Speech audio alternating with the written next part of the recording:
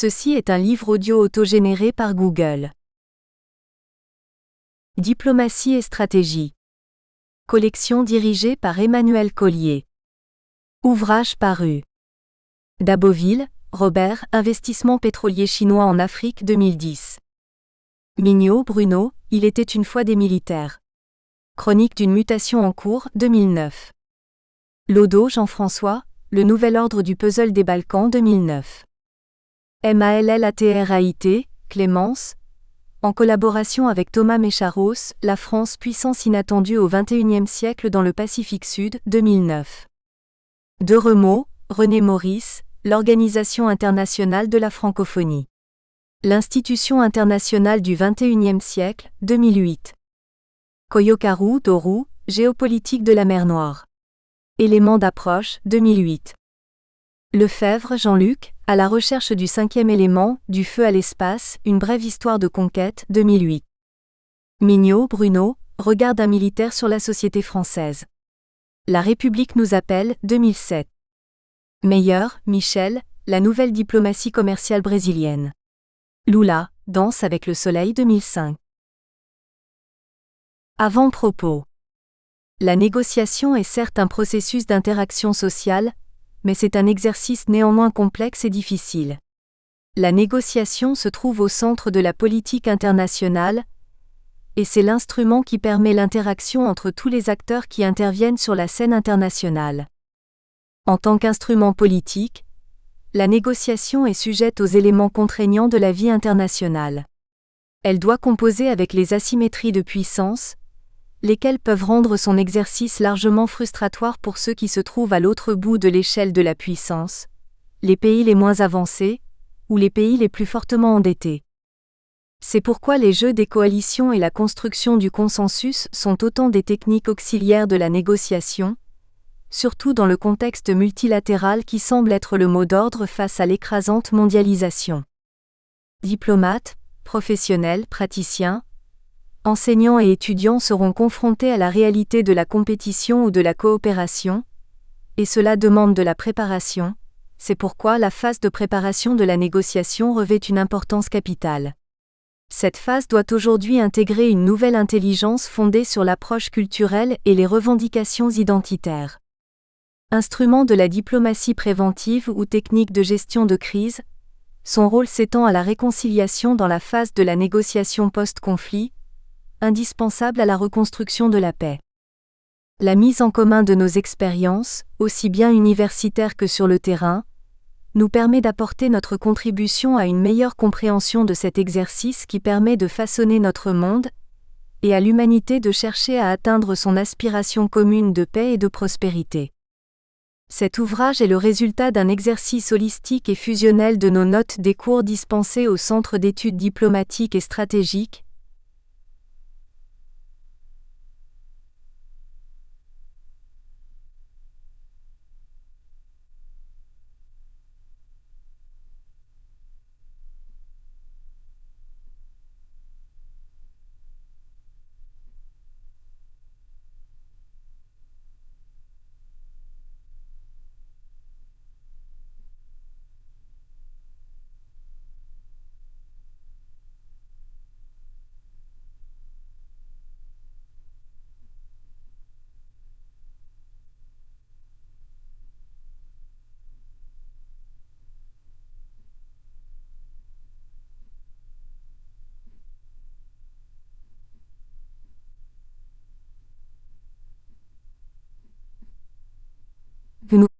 Nos remerciements aussi à tout le staff du CETS, sans qui nous n'aurions pas pu mener notre tâche à bonne fin. À l'éditeur, de nous avoir si gracieusement accueillis dans la communauté d'auteurs dans cette nouvelle collection. À nos collaborateurs respectifs à l'École diplomatique de la République dominicaine, et à l'ambassade du Laos à Paris pour leur concours. À nos familles respectives pour leur soutien et affection dans les moments de doute et de perplexité. Christina Aguillard. Ambassadeur, vice-ministre aux Affaires étrangères en charge des droits humains de la République dominicaine. Ancien ambassadeur représentant permanent de la République dominicaine aux Nations Unies. Chevalier de l'Ordre de la Légion d'honneur. Introduction générale.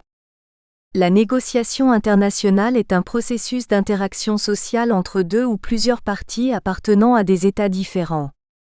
Dans cette sphère, on trouve non seulement les gouvernements, mais aussi les entreprises, des institutions d'ordre divers, les organisations internationales, les individus. Par leur nature et leur dynamique, les négociations se déroulent dans un cadre général résultant de la volonté des parties, et ensuite des circonstances de temps et de lieu. L'objectif est de produire la solution des différends et des conflits, moyennant l'aménagement des intérêts afin de parvenir à un accord. Mais il ne faut pas oublier que la négociation internationale est également une technique de la politique étrangère, et par conséquent, est liée à l'activité diplomatique. C'est pourquoi il est intéressant, en guise d'introduction, de se pencher sur le lexique et l'importance de l'usage approprié des termes afin de dissiper toute confusion. Confusion que nous trouvons y compris chez des auteurs confirmés et faisant autorité dans la matière. 1. Le lexique des relations internationales. La théorie des relations internationales est relativement récente, et en tant que science, elle a connu peu de développement.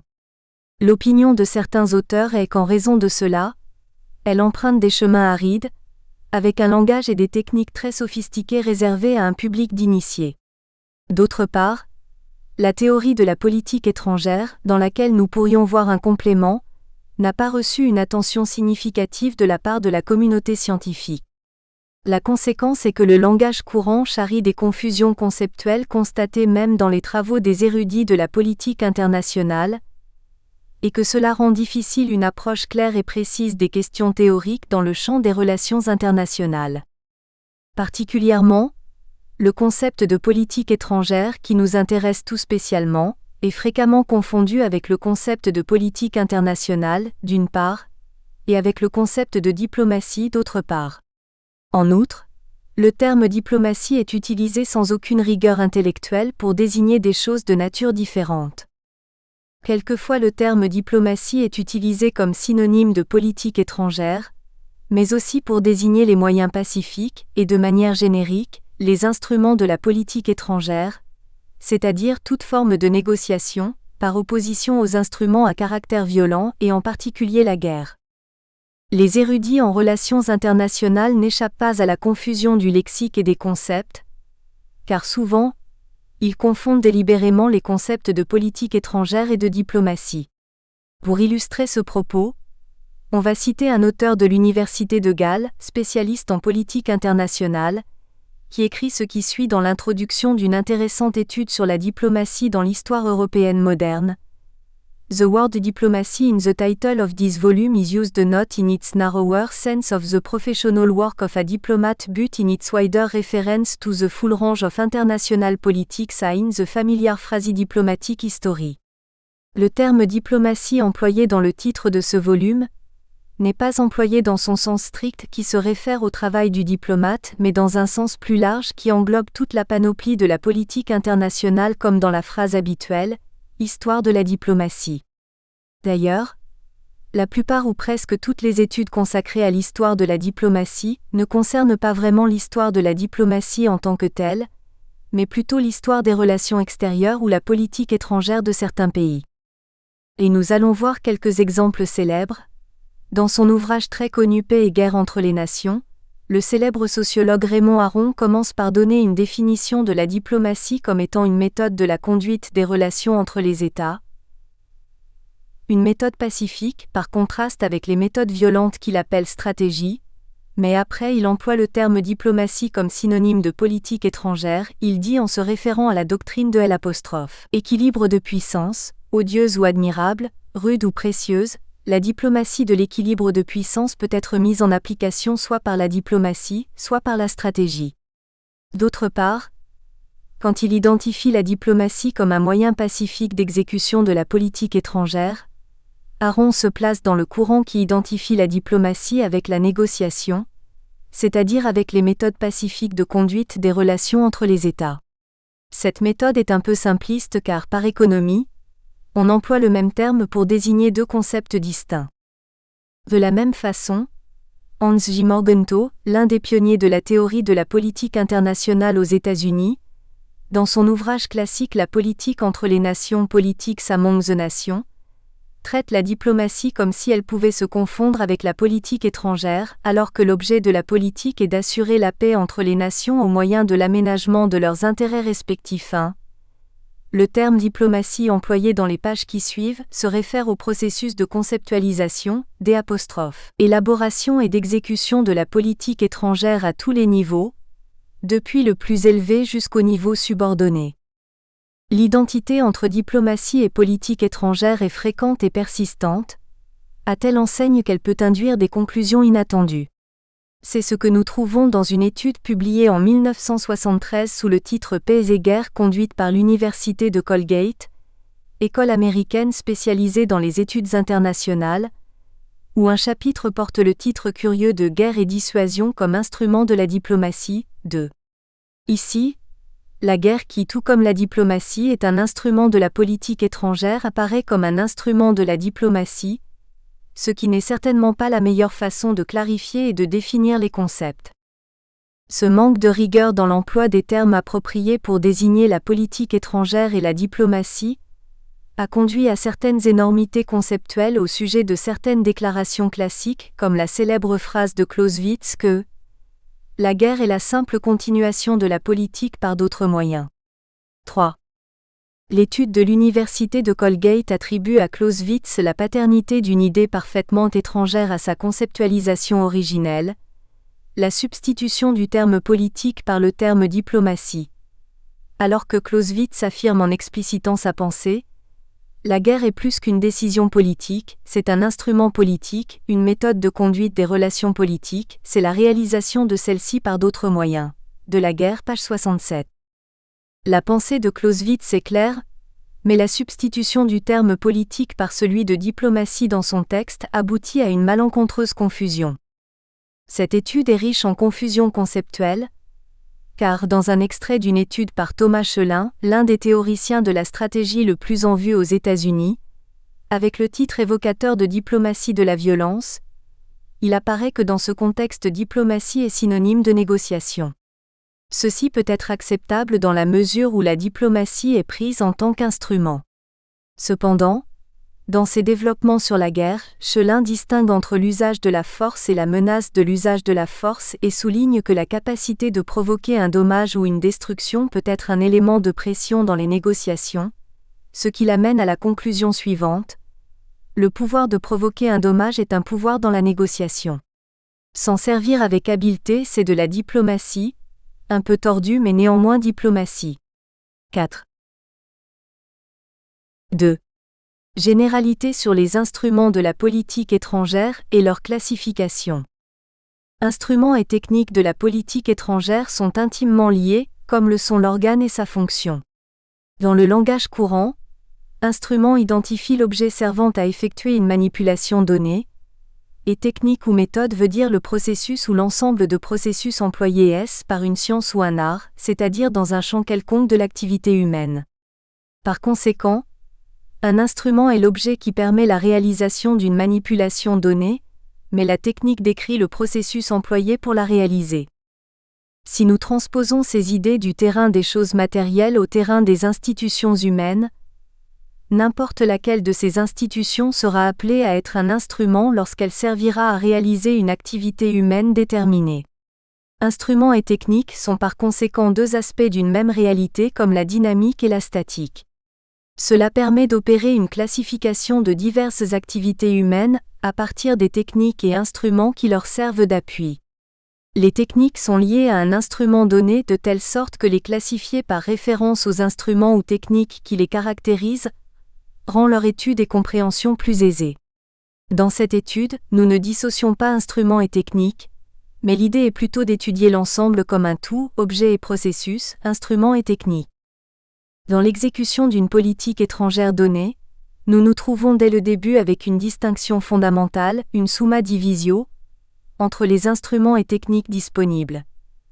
D'un côté, il y a les instruments et techniques à caractère pacifique, et de l'autre, ceux à caractère violent. Dans la première catégorie, l'État qui souhaite exécuter sa politique étrangère à l'égard d'un autre État cherche à le convaincre, alors que dans le deuxième, l'État A essaye de contraindre l'État B qui se trouve être l'objet de sa politique étrangère. Raymond Aron, dans l'ouvrage que nous avons cité Supra-guerre et paix entre les nations, souligne la dualité d'instruments et de méthodes de la politique étrangère dans l'extrait suivant.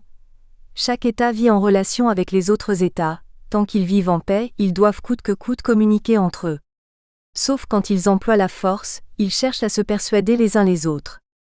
Dans ce contexte, la diplomatie peut être considérée comme l'art de la persuasion sans l'usage de la force, et la stratégie, l'art de gagner au moindre coût. 5.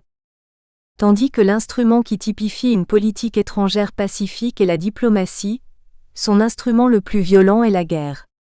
Le concept de guerre n'est pas générique, car il n'englobe pas toutes les formes de moyens violents de la même manière que la diplomatie n'englobe pas tous les moyens pacifiques d'exercer son action extérieure.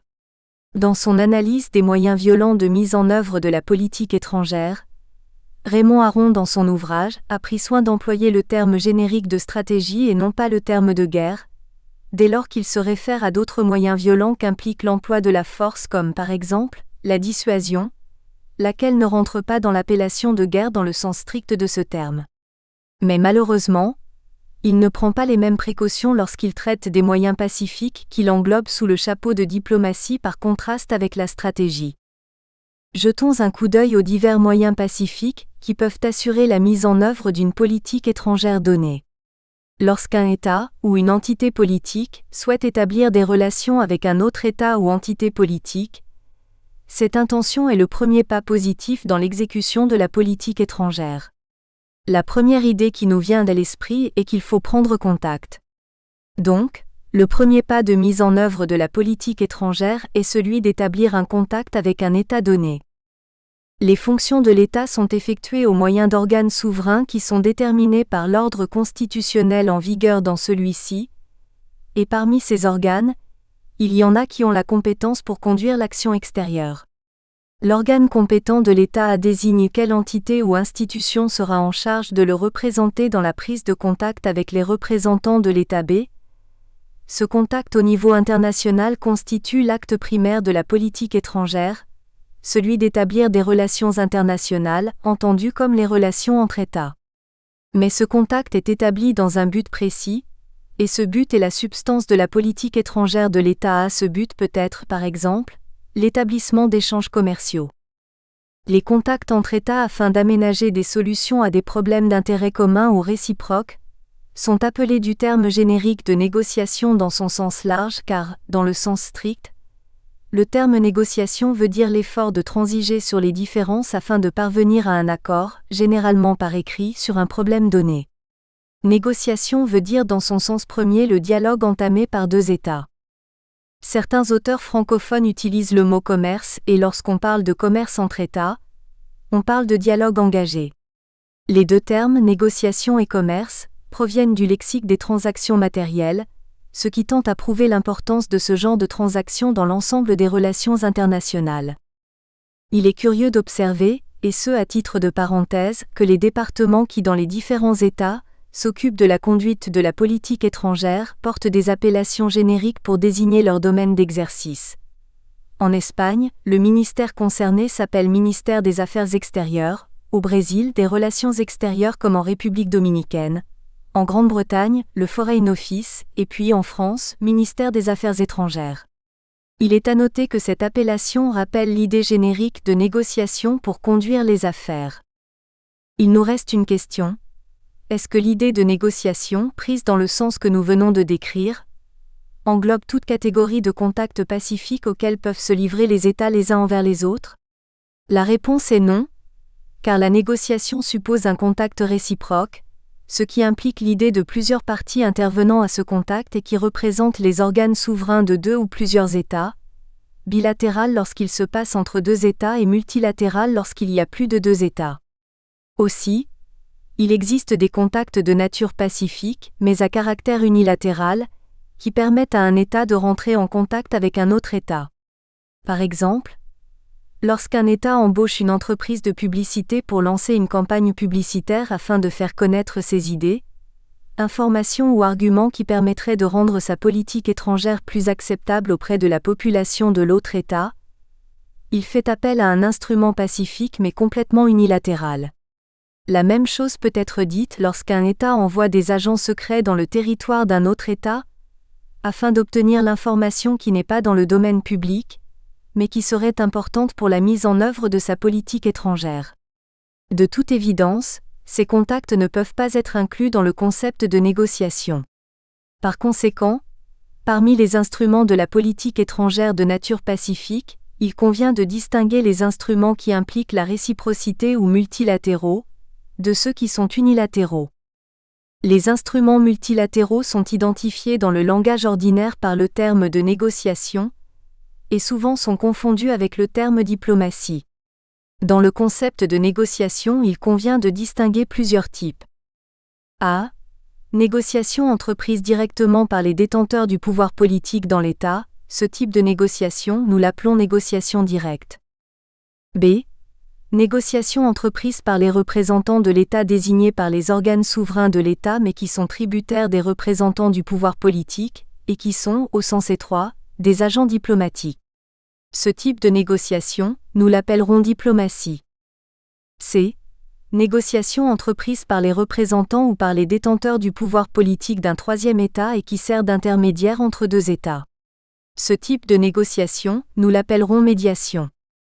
La distinction entre les divers types de contacts plurilatéraux ou négociations entre États n'est pas uniquement un effort de systématisation du sujet, mais elle contient une différence essentielle entre la diplomatie, dans le sens strict du terme, et puis les autres formes de négociation. Cela doit rester clairement défini. Il est tout de même utile de vous donner un schéma de contacts unilatéraux de mise en œuvre de la politique étrangère. A. Propagande. Certains préfèrent l'appeler information, ou infiltration des idées favorables à la politique étrangère d'un pays parmi la population d'un autre pays. Aujourd'hui a été débaptisé sous une appellation sophistiquée de public diplomatie. P. Espionnage, que les anglo-saxons timidement appellent intelligence, se réfère à l'action effectuée par les agents secrets d'un État afin de recueillir l'information par des moyens illicites ou secrets en vue de son utilisation dans leur politique étrangère. C. Intervention économique d'un État dans un autre État par divers moyens disponibles dans le domaine économique. D. Intervention politique d'un État dans un autre État par des moyens plus ou moins dissimulés d'agir dans les cercles politiques de l'autre État. En ce qui concerne les moyens non pacifiques de mise en œuvre de la politique étrangère, au passage, je voudrais que vous voyiez les différences et cela de façon très sommaire. Les instruments non pacifiques sont ceux qui font appel à l'emploi de la force de la part d'un État, afin d'imposer sa volonté à un autre État. La distinction se fonde sur la gradation qui existe, y compris dans la vie des individus, entre la possibilité de l'emploi de la force, la menace de son emploi et son emploi effectif. L'attaque militaire d'un État contre un autre État, c'est-à-dire la guerre, est naturellement le type d'instrument violent de la politique étrangère par excellence. Considérant les différentes formes possibles de l'emploi de la force ou de la puissance militaire d'un État contre un autre, il est possible de distinguer les types suivants comme instruments violents de la politique étrangère. A. Dissuasion. C'est la capacité d'un État, par le déploiement de sa puissance militaire, d'influencer un autre État, de telle manière que celui-ci élimine toute possibilité de prendre une initiative ou une position donnée. B. La menace de l'emploi de la force, faite par un État contre un autre État. C. La guerre économique, c'est-à-dire l'emploi des sanctions économiques d'un État contre un autre État, ce qui implique quelquefois l'emploi de moyens militaires comme le blocus. D. Pression militaire, c'est-à-dire l'emploi de la force militaire d'un État dans l'objectif d'influencer les décisions d'un autre État, sans l'attaquer véritablement, faire une mobilisation, des exercices militaires, concentration des moyens militaires à la frontière, etc. La guerre, c'est l'attaque par les forces militaires d'un État contre le territoire, les installations militaires ou la population d'un autre État. En résumé, les instruments de la politique étrangère peuvent être classifiés de la manière suivante. 1. Instruments à caractère pacifique. A. Contacts plurilatéraux ou négociations. A. Négociation directe. B. Diplomatie. C. Médiation. B. Contacts unilatéraux. A. Propagande. B. Espionnage. C. Intervention économique. D. Intervention politique. 2. Instrument non pacifique de la politique étrangère. A. Dissuasion. B. Menace de l'emploi de la force. C. Guerre économique. D. Pression militaire. E. Guerre. 3. Le triptyque de la diplomatie. Hans J. Morgenthau perçoit la diplomatie comme le processus de formation et mise en œuvre de la politique étrangère.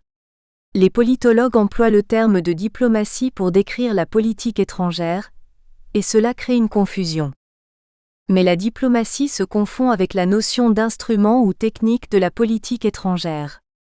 La définition donnée par Jacques Chazelle est parmi celles qui la placent dans cette catégorie d'instruments. Il dit : le terme diplomatie veut dire l'ensemble des moyens ou activités spécifiques employés par un État au service de sa politique étrangère. Chazelle ajoute judicieusement que cette définition est plus ample que la définition de la diplomatie comme l'art de la négociation, et exclut l'identification abusive de la diplomatie avec la politique étrangère dont la diplomatie n'est qu'un instrument parmi d'autres. Le dictionnaire diplomatique soviétique, publié à Moscou entre 1948 et 1950, définit la diplomatie comme l'instrument technique de mise en œuvre de la politique étrangère. Suivant cette même tendance, le professeur Kaji Holsti dit dans son manuel de politique internationale que les efforts officiels d'étendre son influence outre-mer s'effectuent au moyen de voies diplomatiques formelles ou par la communication directe entre les ministres des Affaires étrangères et les chefs d'État. Et il ajoute : la fonction du diplomate n'est pas celle de formuler les objectifs de son gouvernement mais de les expliquer à l'étranger. Et cet auteur distingue entre la diplomatie et les contacts directs entre les détenteurs du pouvoir politique, et ces derniers il les classe sous une catégorie générale qu'il appelle « instruments politiques ». Ces définitions sont partiellement correctes. S'il est bien vrai que la diplomatie est un instrument de la politique étrangère, il est également vrai qu'elle n'est pas le seul. J'indiquerai les définitions qui identifient la diplomatie à la négociation internationale. Lorsque François de Callière parle de l'activité diplomatique, il l'identifie à la négociation, mais on doit souligner que de Callière emploie le terme négociation d'une manière très large. Charles de Martens, auteur d'un célèbre guide diplomatique, dont la première édition date de 1822, dans les éditions subséquentes, définit la diplomatie comme l'art ou la science de la négociation. L'Oxford English Dictionary définit la diplomatie comme la conduite des relations internationales par la négociation. Sato, auteur d'un guide diplomatique très populaire, définit la diplomatie comme la conduite des affaires entre États par des moyens pacifiques, ce qui est l'équivalent des autres définitions. On pourrait donner beaucoup d'autres exemples de définitions qui confondent diplomatie et négociation. Certes, elles contiennent une partie de vérité mais elles sont imprécises ou incomplètes. En effet, le terme négociation pris dans son sens étroit veut dire préparation, discussion et conclusion d'un accord entre deux États et en tant que telle, c'est la partie la plus importante de l'activité diplomatique, mais elle n'englobe pas tous ces aspects. Recueillir et transmettre de l'information à son gouvernement sur les différents aspects de la vie du pays où le diplomate est accrédité ne sont pas des activités que l'on puisse appeler négociation. Il en est de même des autres aspects de l'activité diplomatique. De Callière identifie le diplomate, lequel est un terme qu'il n'emploie jamais, avec le négociateur et dans son traité, de la manière de négocier avec les souverains. Les termes négociateur, ambassadeur ou envoyé sont employés indistinctement pour désigner la même fonction. Lorsqu'il décrit les fonctions du négociateur, de Callière dit : les fonctions d'un émissaire envoyé dans un pays étranger sont principalement deux. L'une est de prendre soin des intérêts de son souverain dans le pays, et l'autre, c'est de découvrir l'intérêt des autres. De Callière poursuit en décrivant ses activités journalières. Par conséquent, si nous devions adopter une définition de la diplomatie aussi large que celle proposée par de Callière, nous accepterions que le terme négociation décrit l'activité diplomatique. Mais malgré cela, nous ne pourrions encore identifier la diplomatie avec la négociation parce que certaines négociations, que nous appelons négociations directes, se passent sans intermédiaire ou agent diplomatique. En quatrième et dernier lieu, il faut indiquer les définitions qui décrivent la diplomatie comme étant l'activité des diplomates.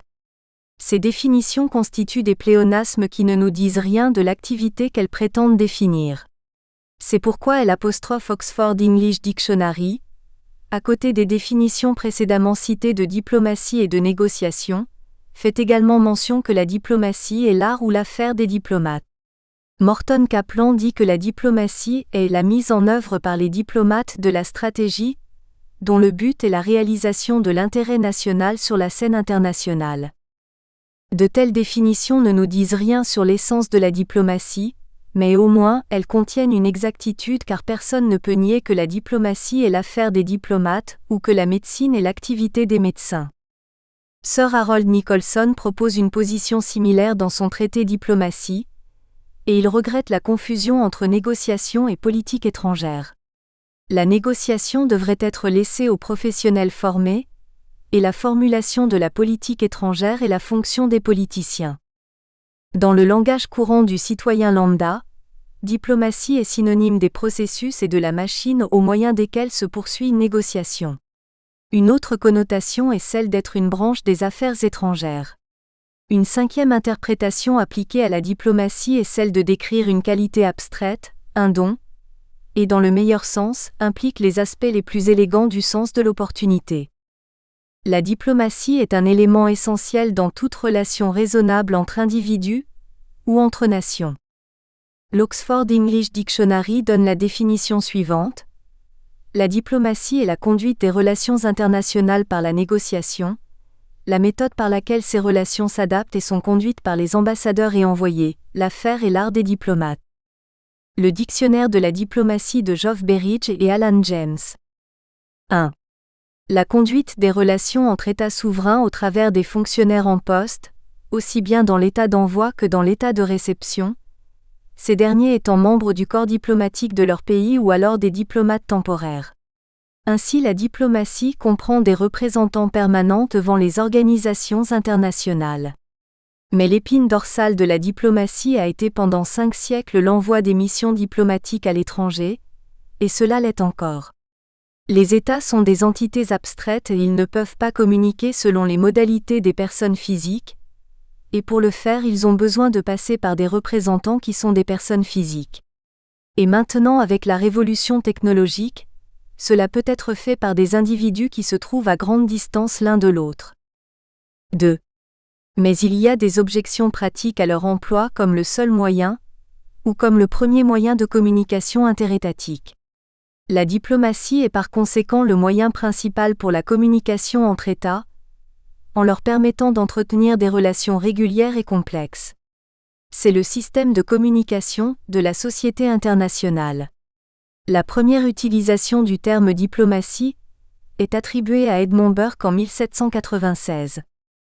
La diplomatie est un instrument qui permet de mettre les gouvernements de 2 ou plusieurs États en contact les uns avec les autres. Dans ce sens-là, il peut être dit que la diplomatie est l'art de négocier, mot qui est employé dans son sens large.